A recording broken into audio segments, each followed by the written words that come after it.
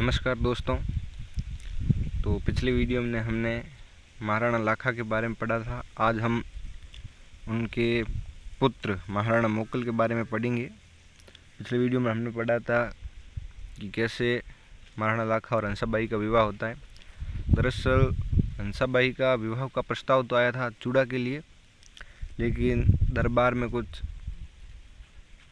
ऐसी घटना घट जाती है जिसके कारण परिणाम स्वरूप विवाह हो जाता है महाराणा लाखा के साथ। और हंसाबाई का जब लाखा के साथ विवाह हुआ था तो ये शर्त रखी गई थी कि हंसाबाई से उत्पन्न पुत्र ही मेवाड़ का राजा बनेगा। और फिर चूड़ा ने प्रतिज्ञा ले ली और उसी कारण उनको मेवाड़ का भीष्म पितामह कहा जाता है। हालांकि उन्होंने शादी तो की थी, परंतु उन्होंने ये प्रतिज्ञा ली थी कि उनका चूड़ा का कोई पुत्र या वंशज कभी मेवाड़ का शासक नहीं बढ़ेगा। और आगे हमने देखा है कि जो चूड़ावत है वो सबसे मेवाड़ के विश्वसनीय रहे हैं। तो आज हम पढ़ेंगे महाराणा मोकल। महाराणा मोकल ने 1421 से 1433 ईस्वी तक शासन किया। महाराणा मोकल है जो राणा लाखा और हंसाबाई के पुत्र थे। 1421 ईस्वी में जब मोकल शासक बना तो अल्पायु का होने के कारण, छोटी अवस्था का होने के कारण चूड़ा ने उसकी संरक्षण के रूप में कार्य किया। पर जब चूड़ा को लगा कि मोकल की माता हंसाबाई उस पर संदेह करती हैं तो वो मेवाड़ छोड़कर मांडू चला गया। और 1433 ईस्वी में मोकल की जीलवाड़ा में चाचा और मेरा ने महपा पंवार के साथ मिलकर हत्या कर दी। तो महाराणा मोकल का इतना ही। 1433 में मोकल की चाचा और मेरा नामक व्यक्तियों द्वारा हत्या कर दी गई। तो आरपीएससी प्रश्न पूछ सकती है कि महाराणा मोकल की हत्या किसने की? चाचा और मेरा ने महपा पंवार के साथ मिलकर 1433 ईस्वी। उसके बाद है महाराणा कुंभा। महाराणा कुंभा 1433 से 1468 ईस्वी तक। मोकल के बाद उसका पुत्र महाराणा कुंभा 1433 ईस्वी में मेवाड़ का शासक बना। राठौड़ों का मेवाड़ पर प्रभाव समाप्त कर उसने मेवाड़ी सामंतों का विश्वास अर्जित किया।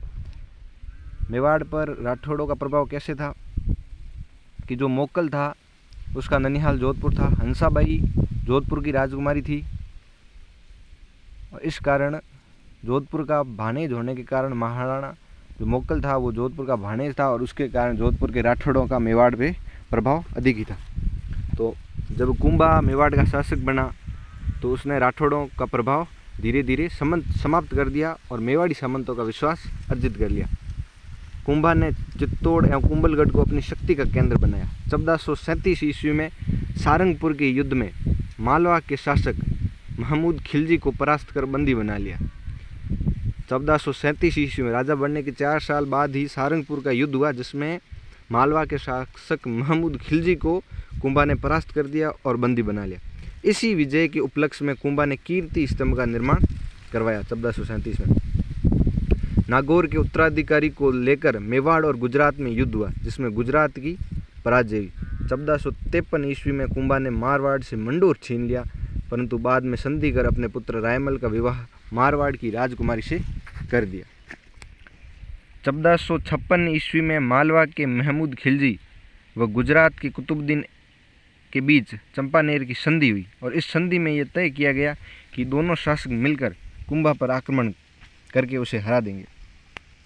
1456 के अंदर मालवा के महमूद खिलजी और गुजरात के कुतुबुद्दीन ऐबक के बीच संधि की गई और उस संधि में उन दोनों ने ये निर्णय किया कि हम दोनों मिलकर कुंभा को हराएंगे और उसके राज्य को फिर जीतने के बाद आधा आधा बांट देंगे। 1457-58 ईस्वी में गुजरात और मालवा के शासकों ने मिलकर मेवाड़ पर आक्रमण कर दिया, मगर कुंभा की कूटनीति से दोनों शासकों में मतभेद पैदा होने के कारण वे विशेष सफलता प्राप्त नहीं कर सके और उनको कुंभा को हराने का उनका स्वप्न अधूरा ही रह गया। ऐसा माना जाता है कि कुंभा ने 32 दुर्गों का निर्माण करवाया, जिनमें सिरोही, अचलगढ़, कुंभलगढ़ के दुर्ग प्रसिद्ध हैं। कविराज श्यामल दास भी कुंभा को मेवाड़ के 84 में से 32 दुर्गों का निर्माता बताता है। कुंभलगढ़ का दुर्ग अपनी विशेष भौगोलिक स्थिति एवं बनावट के कारण प्रसिद्ध है। इसका शिल्पी मंडन था। कुंभलगढ़ दुर्ग का शिल्पी मंडन था। कुंभा ने चित्तौड़ में कुंभ स्वामी, श्रृंगार चौरी का मंदिर, एकलिंग जी का विष्णु मंदिर, एवं रणकपुर के मंदिर बनवाए, जो अपनी विशालता एवं तक्षण कला के कारण अद्भुत हैं। कुंभा एक विद्वान और विद्यानुरागी शासक था। कान्ह व्यास द्वारा रचित एकलिंग महात्म्य से ज्ञात होता है कि वह वेद, स्मृति, मीमांस, उपनिषद, व्याकरण एवं राजनीति में रुचि रखता था। संगीत राज, संगीत मीमांसा व सूड प्रबंध इसके द्वारा रचित ग्रंथ है। कुंभा द्वारा रचित मुख्य ग्रंथ संगीत राज, संगीत मीमांसा और सूड प्रबंध। ऐसा माना जाता है कि कुंभा ने चंडी शतक की व्याख्या, गीत गोविंद और संगीत रत्नाकर पर टीका लिखी थी। इसके काल में कवि अत्रि और महेश ने कीर्ति स्तंभ प्रशस्ति की रचना की। तत्कालीन साहित्यिक ग्रंथों और प्रशस्तियों में महाराणा कुंभा को महाराजाधिराज, राव राय, दान गुरु, राजगुरु, परम गुरु, हाल गुरु, अभिनव भट्टाचार्य, आरपीएससी ने ये प्रश्न भी पूछ रखा है कि अभिनव भट्टाचार्य किस शासक को कहा जाता है, तो महाराणा कुंभा को। हिंदू सुल्तान आदि उपनामों से विभूषित किया। कुंभा निसंदेह प्रतापी शासक था, किंतु उसका अंतिम समय कष्टमय रहा। अपने जीवन के अंतिम काल ने कुंभा को उन्माद रोग हो गया और उसके पुत्र उदा ने ही 1468 ईस्वी में उसकी हत्या कर दी। महाराणा कुंभा की हत्या उसी के पुत्र उदा द्वारा की गई और मेवाड़ में ये उदा फिर पितृहंता उदा के नाम से जाना जाता है। तो कुंभा मेवाड़ का एक इम्पोर्टेंट शासक है और जिसने एक लंबे समय तक मेवाड़ के ऊपर शासन किया और कई उपलब्धियां प्राप्त की। महाराणा कुंभा के बाद मेवाड़ का प्रमुख शासक आता है राणा सांगा।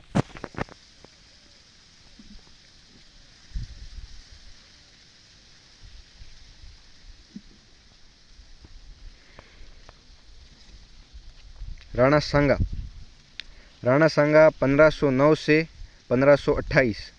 सांगा, जिसका नाम संग्राम सिंह था, और उसके 3 भाई पृथ्वीराज, जयमल और राज सिंह, चारों ही स्वयं को अपने पिता का उत्तराधिकारी मानते थे। इस कारण उनमें संघर्ष होना स्वाभाविक था, पर इस संघर्ष में अंततः सांगा विजयी रहा और मेवाड़ का शासक बना। इतिहास में हिंदू पद के नाम से प्रसिद्ध महाराणा सांगा 1509 ईस्वी में मेवाड़ का शासक बना। इस समय मालवा पर सुल्तान नासिरुद्दीन शासक कर रहा था। 1511 ईस्वी में सुल्तान की मृत्यु के बाद उत्तराधिकारी का संघर्ष छिड़ गया, जिसमें एक राजपूत सरदार मेदिनी राय के सहयोग से महमूद खिलजी द्वितीय को सफलता मिली। इस सफलता से मेदिनी राय का कद बहुत बढ़ गया तथा अब वह एक तरह से मालवा का एक अप्रत्यक्ष शासक बन गया। अंततः मालवा के अमीरों ने गुजरात की सहायता से मेदिनी राय को इस स्थिति से हटा दिया। मेदिनी राय राणा सांगा की चरण में चला गया, जिससे मालवा और मेवाड़ में युद्ध हुआ। मालवा का सुल्तान महमूद खिलजी द्वितीय पराजित हुआ और राणा द्वारा बंदी बना लिया गया। ईडर के उत्तराधिकारी का प्रश्न, नागौर पर अपना प्रभाव स्थापित करने का प्रयास व मालवाओं को सहयोग आदि से मसले थे, जिनसे लेकर सांगा और गुजरात के सुल्तान मुजफ्फर के बीच संघर्ष हुआ, पर अंतिम रूप से सफलता किसी भी पक्ष को नहीं मिली। 1517 ईस्वी के अंदर महाराणा सांगा ने खातौली, जो कि वर्तमान में कोटा जिले में है, युद्ध में दिल्ली के सुल्तान इब्राहिम लोदी को परास्त किया। 1557 ईस्वी में महाराणा सांगा ने खातौली के युद्ध में दिल्ली के सुल्तान इब्राहिम लोदी को परास्त किया।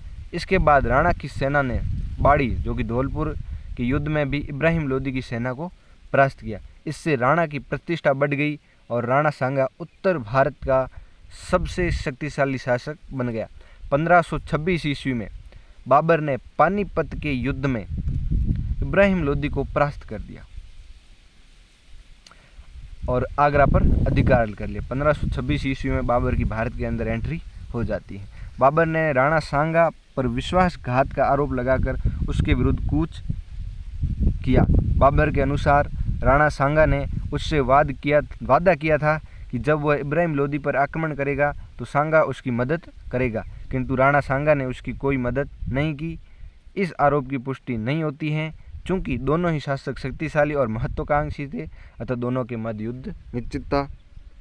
यद्यपि खानवा के युद्ध में सांगा पराजित हुआ था, पर इससे पहले बयाना के युद्ध में फरवरी जो कि 1527 ईस्वी में हुआ था, उसमें बाबर की सेना को पराजय का मुंह देखना पड़ा। 17 मार्च 1527 इम्पोर्टेंट है। 15 मार्च 1527 के अंदर खानवा के मैदान में बाबर और राणा सांगा के बीच युद्ध हुआ।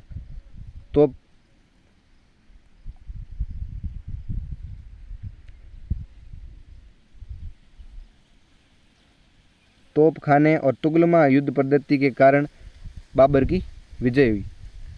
इम्पोर्टेंट है, खानवा का युद्ध 17 मार्च 1527 जिसके अंदर बाबर की विजय हुई। जब राणा सांगा ने अपनी पराजय का बदला लिए बिना चित्तौड़ लौटने से इनकार कर दिया, तब उसके सामंतों ने युद्ध नहीं करना चाहा और सांगा को विष दे दिया, जिसके फलस्वरूप 30 जनवरी 1528 को बसवा दौसा में राणा सांगा की मृत्यु हो गई। मांडलगढ़ में राणा सांगा की समाधि स्थल है। मांडलगढ़ के अंदर सांगा का समाधि स्थल है। तो इससे हमें ये निष्कर्ष मिला है कि बाबर और राणा सांगा के मध्य जो खानवा का युद्ध हुआ था 17 मार्च 1527 को, इसके अंदर राणा सांगा परास्त तो हुआ, परंतु बाबा खानवा से ही पुनः वापस आगरा लौट गया और उसने मेवाड़ पर या चित्तौड़ पर अपना अधिकार नहीं किया। केवल तो इससे हमें निष्कर्ष मिलता है कि बाबर को भी काफ़ी क्षति पहुंची थी और राणा सांगा की भी काफ़ी सेना अभी भी युद्ध स्थल पर तैनात थी, जिसके कारण बाबर आगे नहीं बढ़ सका। अब ज़्यादा क्षति पहुंचने के कारण मेवाड़ के जो सामंत थे उन्होंने चाहा कि युद्ध को विराम कर दिया जाए, रोक दिया जाए और वापस चित्तौड़ चला दिया जाए, परंतु राणा सांगा एक महत्वाकांक्षी और प्रतापी शासक था। वो इसका प्रतिशोध लेना चाहता था, अपनी हार का बदला लेना चाहता था और वहीं मैदान के खानवा के मैदान में ही डटा रहना चाहता था और इसलिए उसने वापस चित्तौड़ जाने से इनकार कर दिया। परंतु राणा सांगा के इस मत से उसके जो सामंत थे वो सहमत नहीं थे और कहा जाता है कि उन्होंने राणा सांगा को विष दे दिया। राणा सांगा की मृत्यु के पश्चात राणा रतन सिंह 1528 से 1531 शासक बने, परंतु उनका कहा जाता है कि इस रतन सिंह की जो हत्या करवा दी जाती है राणा सांगा की ही एक पत्नी द्वारा और उसने फिर अपने पुत्र विक्रमादित्य को मेवाड़ का शासक बनाया। कहा जाता है कि रतन सिंह बहुत ही अच्छा शासक था, सांगा की तरह भी वो राज्य प्रशासन व्यवस्था चलाने में कुशल था, परंतु उसकी हत्या करवा दी जाती है और उसके बाद मेवाड़ का राजा बनता है राणा विक्रमादित्य। और विक्रमादित्य के बाद जो कि राणा सांगा का सबसे छोटा पुत्र था राणा उदय सिंह, वो शासक बनता है और उसके बीच वाली घटनाक्रम रहती है कि विक्रमादित्य की मृत्यु के पश्चात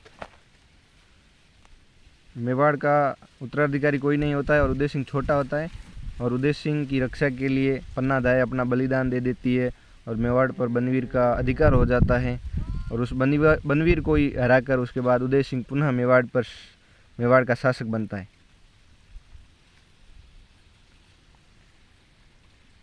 अब पढ़ेंगे हम उदय सिंह के बारे में। राणा उदय सिंह 1537 ईस्वी के अंदर मेवाड़ के राजा बनते हैं और 1572 ईस्वी तक मेवाड़ के शासक रहते हैं। राजस्थान के इतिहास में अपने महान बलिदान के कारण ख्याति प्राप्त पन्ना दाई ने अपने पुत्र चंदन का बलिदान करके उदय सिंह को बनवीर से बचाया था। उदय सिंह को बचाकर कुंभलगढ़ के किले में रखा गया था।